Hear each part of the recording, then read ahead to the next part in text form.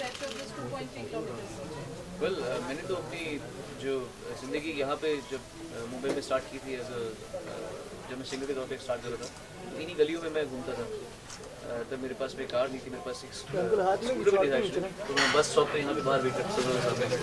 और यहाँ पर एक PCU बूथ था कृष्णा कम्युनिकेशन में, वहाँ से STD कॉल मेरी मम्मी को दिल्ली में करता था, या फिर जितने भी सारे कंपोजर्स थे उनको कॉल करता था कि जी मैं फ़ोन कर रहा हूँ। तो लोखंडवाला मेरे लिए बहुत ही इमोशनल एक जगह है, और इसकी अच्छाई के लिए सब मिलकर इतना कर रहे हैं। लायंस क्लब कर रहे हैं, रेजिडेंशियल व्यापारी मंडल, इंग्लिश क्या बोलेंगे आप उसे, बिजनेसमैन एसोसिएशन, तो सेलिब्रेशन क्लब, ये सब मिलकर कर रहे हैं। इनफैक्ट मैं तो पहले भी आता, पर मैं था नहीं। राजू जी मेरे बहुत नज़दीक हैं, रियली रिस्पेक्ट है, मैं लव है, तो मैं पहले था नहीं। मैं आज ही सुबह 15 दिन के बाद मैं बाहर से आया हूँ।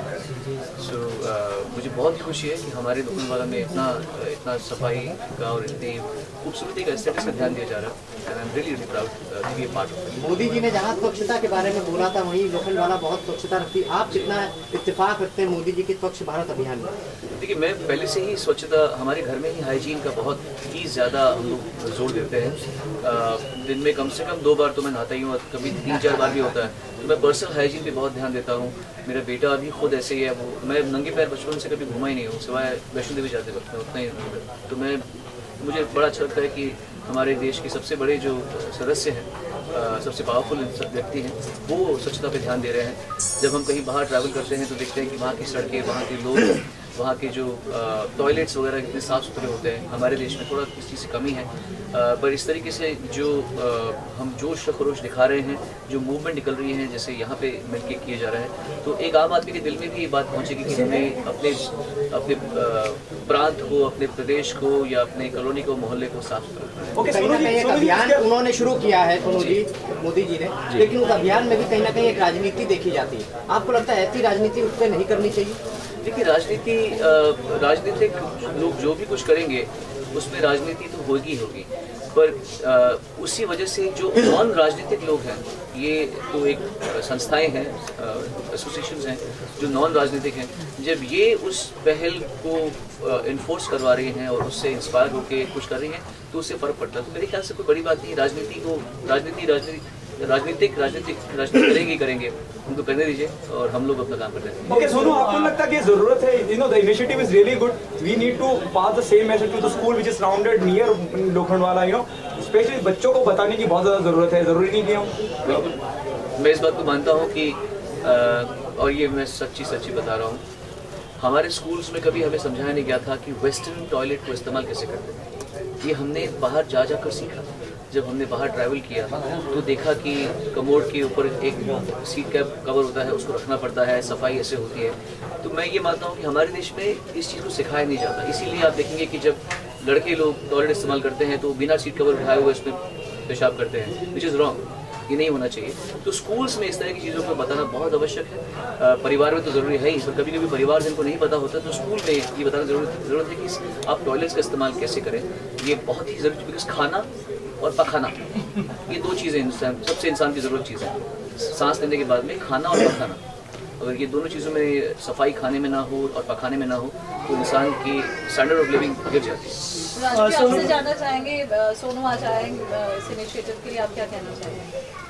सोनू निगम ब्रांड एम्बेसडर हैं स्वच्छ भारत के मोदी साहब की तरफ से, और जब हम पिछले फंक्शन में दिल्ली में थे तभी उन्होंने सोनू जी ने बड़ी अच्छी बातें बोली थी, and that's the reason today when I invited him, he was supposed to be here.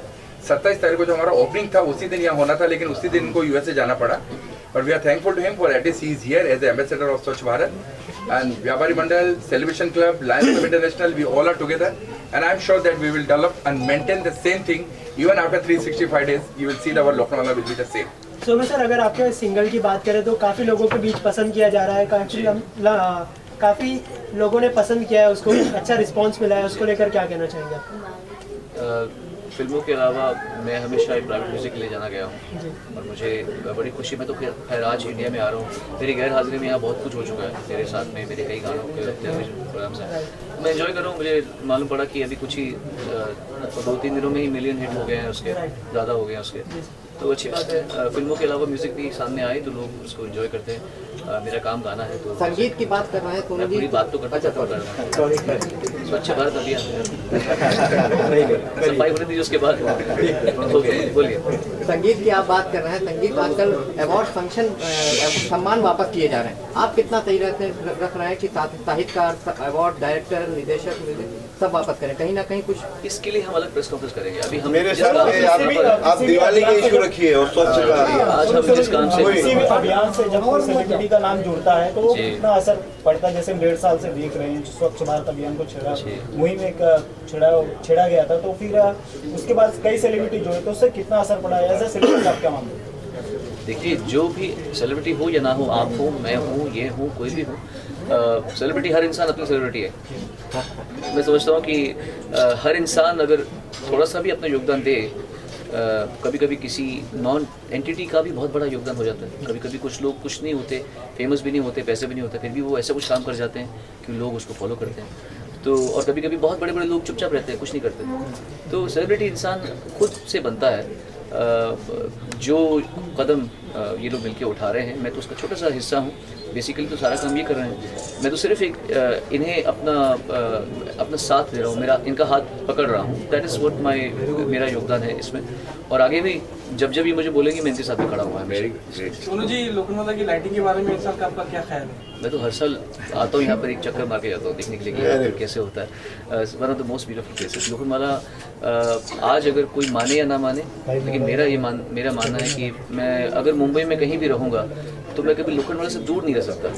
आज मैं 7 गुना रहता हूँ, पर मेरा दिल इसी जगह में है। मतलब मैं इस जगह से नहीं दूर रह सकता।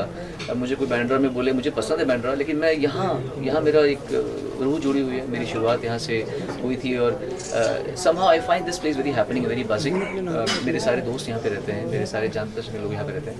सो आई एम वेरी हैप्पी कि लोखंडवाला को इतना खूबसूरत बनाया जा रहा है। स्वच्छता में आप किसी का नाम जोड़ेंगे, आज किसी को नॉमिनेट करेंगे कि स्वच्छ भारत में? नहीं, सबकी अपनी मर्जी है। Thank you. दीपक अजवानी